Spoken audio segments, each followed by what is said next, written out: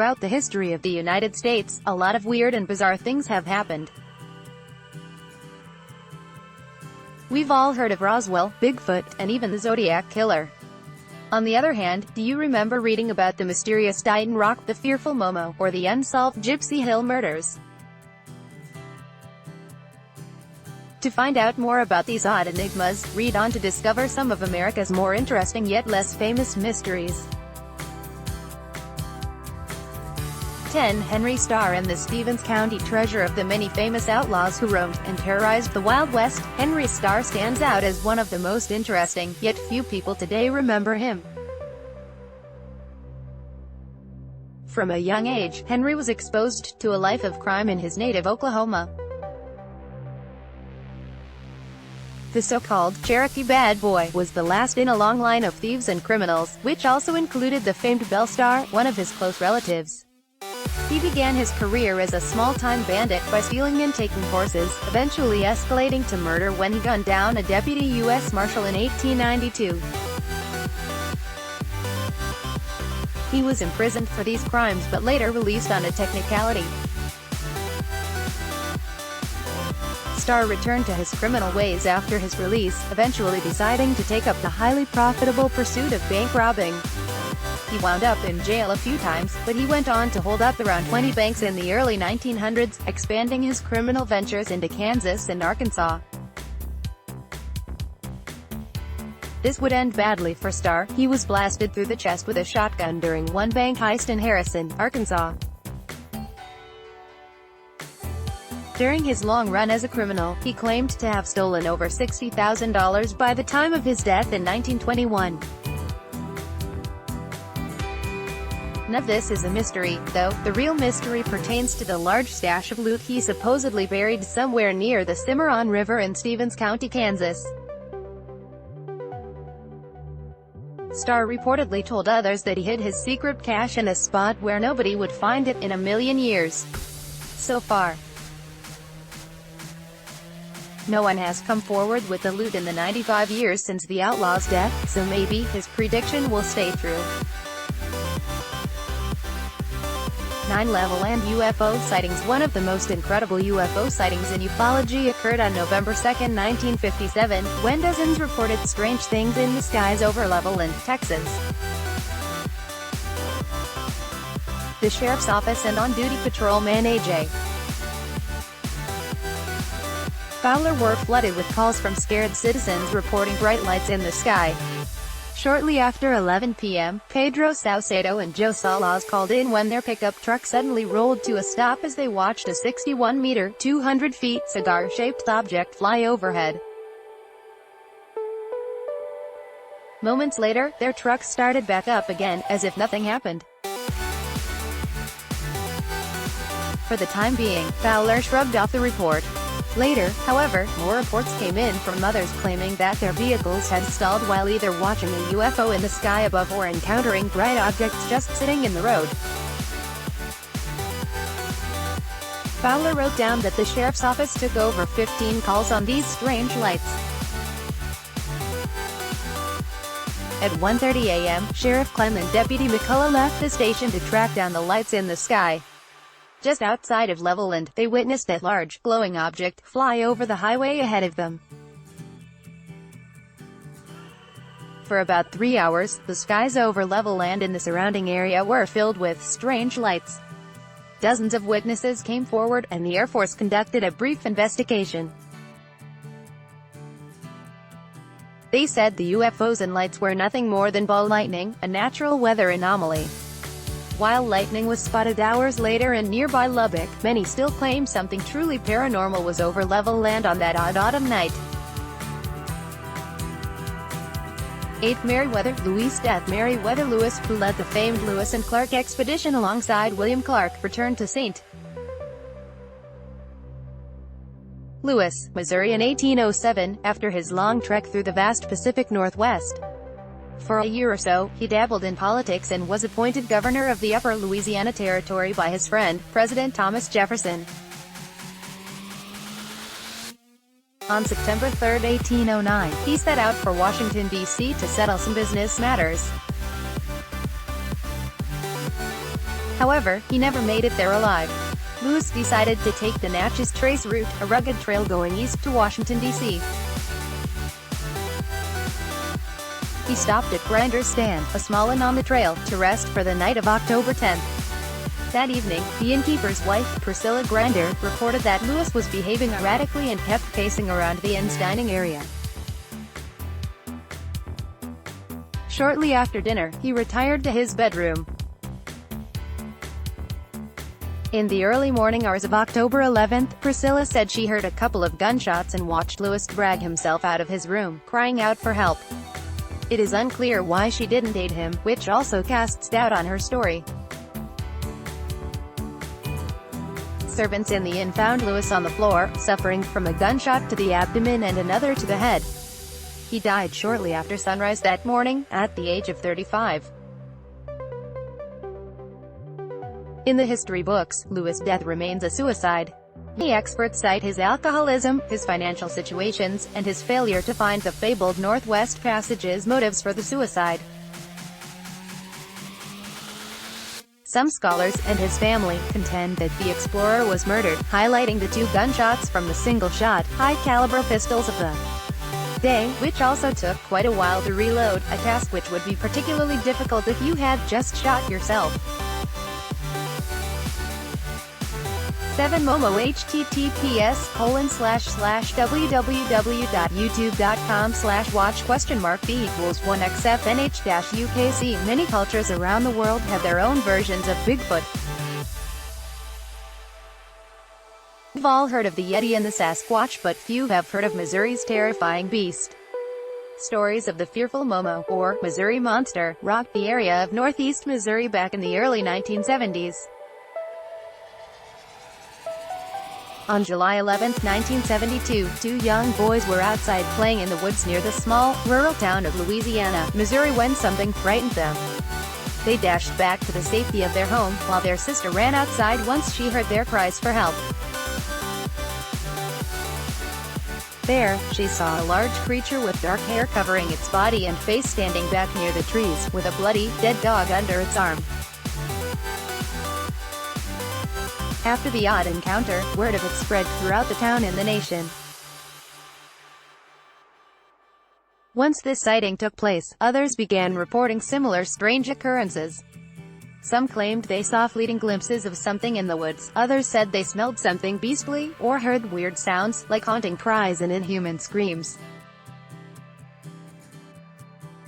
A rash of sightings and encounters occurred over the next few years, but eventually, the sleepy town of Louisiana returned to its dormant slumber. Today, a few people still sporadically report seeing Momo, but other than that, it's largely remained a local legend. While most think the sightings were just misidentifications and mass paranoia, the Missouri Tourism Bureau apparently begs to differ. 6th Street James Hotel of New Mexico. Henri Lambert was the White House chef for President Lincoln right up until Lincoln's assassination on April 15, 1865. The tragic event caused Henri to leave Washington and head west, like many men and women did back then. Eventually, he wound up in Cimarron, New Mexico, where he built the St. James Hotel, a very nice inn and saloon by the standards of the day, in 1872. Over the years, the list of occupants and visitors grew to include some pretty famous names. On the way to Tombstone, Arizona, the Earp brothers stopped at the inn and stayed for a few days. Western showman, Buffalo Bill Cody enjoyed his stay at the hotel, and even outlaw Jesse James was a guest in room 14 at one point. Over time, the hotel was also the site of multiple murders and killings. In 1901, Henry's sons replaced the roof of St. James and found some 20 bullet holes in the ceiling. This is why the hotel is now called one of the most haunted inns in America. Many have reported odd things happening or seeing ghosts and spirits. If you smell roses at any point in your stay, it may be Mary Lambert, Henry's wife. Two young girls, along with Henry's son Johnny, have been spotted playing in the halls. A spirit known as TJ is supposedly still in room 18, having died there after being shot in a high-stakes poker game. If you're brave enough, you can book a room at St. James. Just know that while all of their guests check out, not all of the guests may leave. 5 Knights of the Golden Circle. The Knights of the Golden Circle, or KGC for short, was a clandestine group of Southern sympathizers that formed before the Civil War. When fighting between the states broke out in 1861, their power and numbers only grew. They sought to conquer a circle of areas in Mexico, Central America, Northern South America, Cuba, and the West Indies to form a Confederate empire of slave states, hence the name, Golden Circle. As the Civil War raged on, the KGC decided to postpone their plans for South American domination and instead began to focus on supporting the struggling Confederate government. The KGC and many of their alleged higher-ups in the Confederate government, such as Jefferson Davis, J.E.B. Stuart, and Nathan Bedford Forrest, tried to aid the Confederacy by capturing guns, supplies, munitions, and, according to some, gold. Lots and lots of gold.